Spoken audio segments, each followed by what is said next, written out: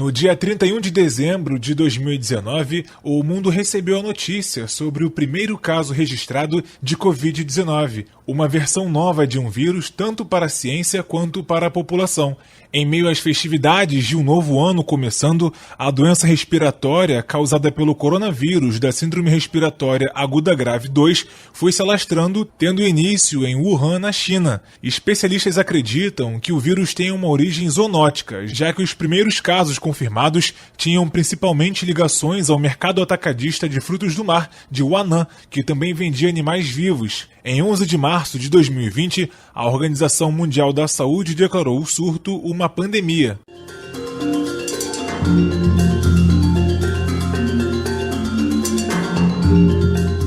Diante dos números de doentes crescendo em todo o planeta, as autoridades se viram obrigadas a tomarem medidas restritivas para evitar ao máximo a disseminação do novo coronavírus. Em 2020, recomendações tomadas há mais de 100 anos durante a gripe espanhola voltaram à tona, e as pessoas precisaram se adequar a uma nova rotina, com distanciamento social, higiene reforçada, afastamento do trabalho, fechamento de estabelecimentos, entre outros.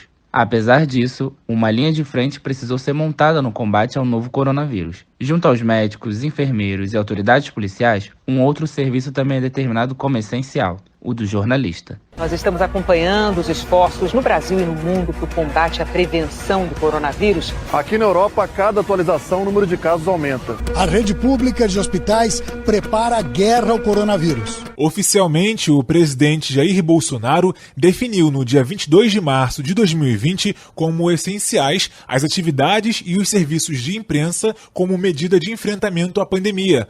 A norma foi publicada em edição extra do Diário Oficial da União.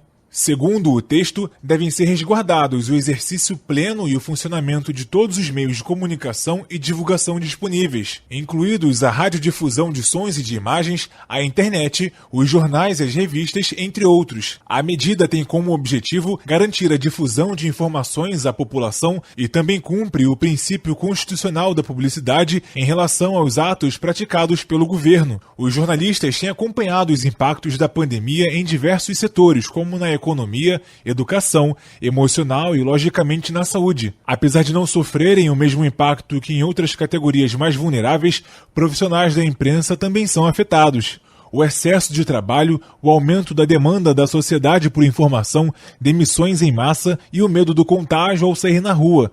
A responsabilidade tem seu fardo.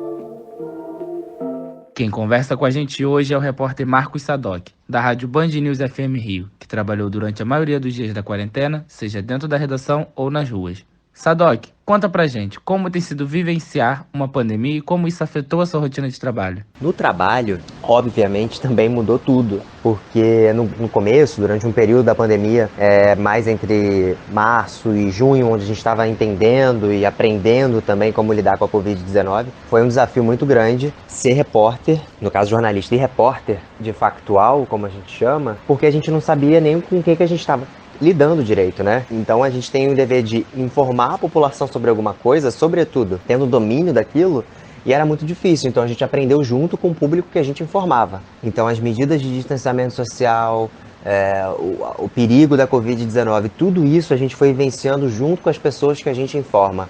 Essas milhares e milhares e milhões de pessoas que consomem informação do Grupo Bandeirantes. Então, a maior diferença foi adequar a uma pandemia, que é algo que acontece no mínimo de 100 em 100 anos, a nossa rotina de trabalho. Então, a redação ficou menor, as pessoas fizeram home office, quem podia, grávidas não trabalham, maiores de 60 anos não trabalham. A gente toma muito cuidado, a gente já não faz qualquer pauta e não vai para qualquer lugar se não houver medidas de segurança. Houve uma mudança total na rotina de trabalho de todos nós que estamos na imprensa e, sobretudo, no factual. Depois de mais de 9 meses vivendo isso, eu acho que fica para sempre essa experiência que a gente teve, porque foi uma cobertura muito intensa, tanto para informar as pessoas, quanto para aprender também, para a nossa própria vida, né? A gente também aprende tudo que a gente consome para informar. Né? O jornalismo e a imprensa tiveram um local muito importante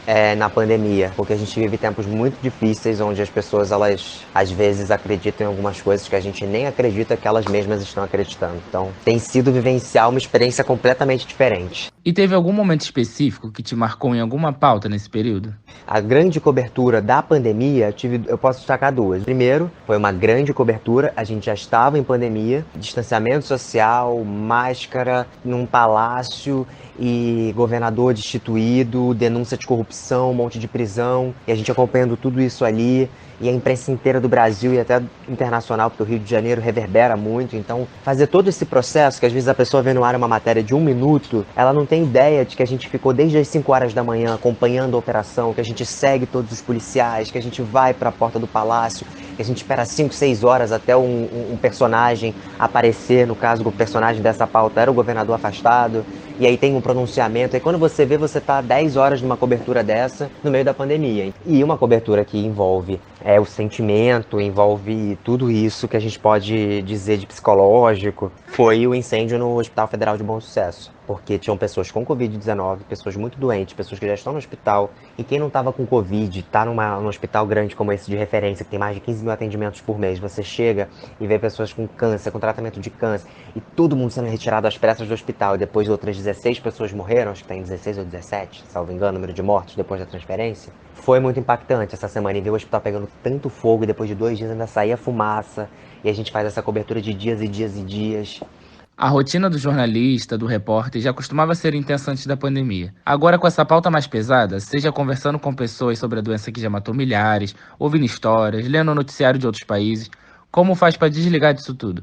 Isso também afetou sua vida pessoal de alguma maneira? Nossa profissão e a nossa carga de trabalho, a responsabilidade do nosso trabalho já deixa sequelas na nossa vida pessoal, independente da Covid-19 ou não. Numa pandemia, isso fica muito mais exacerbado, né? Então, por exemplo, durante uns 2 meses, eu trabalhava 8 horas dentro do carro. Eu só saía, gravava uma passagem, voltava, saía, gravava uma sonora muito à distância quando gravava, porque muito tempo a gente nem gravou sonora. Acho que eu trabalhei mais de, 2 meses folgando domingo só. Então há um desgaste psicológico, há um desgaste físico, há uma carga de trabalho que você acaba levando para sua casa muito maior do que você deveria. O seu estresse, se você é uma pessoa como eu, muito pilhada, muito nervos à flor da pele e trabalhando muito desde cedo, né? Eu sou um repórter que acorda às 5 da manhã todo dia e 6 da manhã já tem que estar pronto para a guerra. A gente dá voltas e voltas ao mundo durante 8, 10 horas de trabalho. Então isso afeta a nossa vida sempre. O jornalista tem muitas sequelas e eu tento desligar fazendo coisas que me distraem, ver uma série, ficar na companhia dos meus amigos, das pessoas que eu gosto, do meu namorado. Agora, tem horas que não dá para desligar, né? Como eu gosto muito de acompanhar a cobertura, tem dia que, sei lá, a eleição dos Estados Unidos, eu trabalhando pra caramba, todo mundo trabalhando, mas eu vou querer ver o resultado da eleição. Ou a eleição nacional agora, a municipal. Acabo vendo em casa aquilo que é o meu trabalho. Isso é muito difícil, porque eu gosto de ver, eu gosto de consumir. Mas se eu ficar consumindo algo que eu já tenho que fazer de segunda a sábado, às vezes de segunda a segunda, muito intenso, eu vou viver só nessa bolha. Então eu conto com a ajuda da minha família, dos meus amigos, do meu namorado, para tentar me tirar desse lugar de vez em quando. Às vezes eu preciso falar, não, agora eu vou ver, agora eu quero acompanhar isso aqui. Mas grande parte, quando eu tô fora do trabalho, quando alguém me sinaliza de que, cara, dá uma desligada, eu tento dar essa desligada, acho que é importante. Em algum momento já tinha passado na sua cabeça trabalhar em um momento de crise global como esse? Qual é a sua sensação no fim de um plantão? Confesso que na pandemia não, mas pensar em um evento global, eu acho que a gente tem que mirar grande para o que vier a gente aproveitar. Então eu tenho pensamentos, projetos, metas, sonhos que são grandes. Então a gente tem que estar preparado para tudo, para fazer uma pauta onde um paralelepípedo quebrado pode causar um dano enorme para um bairro, pautas municipais e pautas locais que fazem muita diferença para quem acompanha uma notícia dessa, mas também para denúncia de governador, denúncia de presidente, prisão de chefes da polícia, ou seja, coisas que a gente faz rotineiramente no Rio de Janeiro. E a sensação no fim de um plantão depende desse plantão onde você trabalha sem parar, a sensação é, caramba, graças a Deus que acabou. Ou graças seja lá o que você acredita. Isso é um relaxamento, mas tem uma demora, né? Você chega em casa até você desligar, até você sair desse personagem de muita responsabilidade, um personagem onde você tem que se portar de frente às câmeras, ou então um microfone tão forte como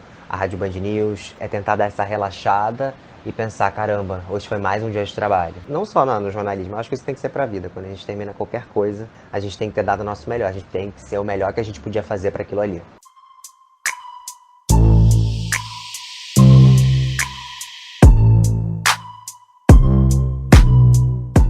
Esse episódio utilizou áudios da TV Band e da TV Globo e teve roteiro, produção e edição de Guilherme Persil e Juan Couto. Ele é parte do nosso trabalho de conclusão de curso de Comunicação Social com habilitação em jornalismo da Unicarioca, no Rio de Janeiro. Obrigado pela companhia e até a próxima.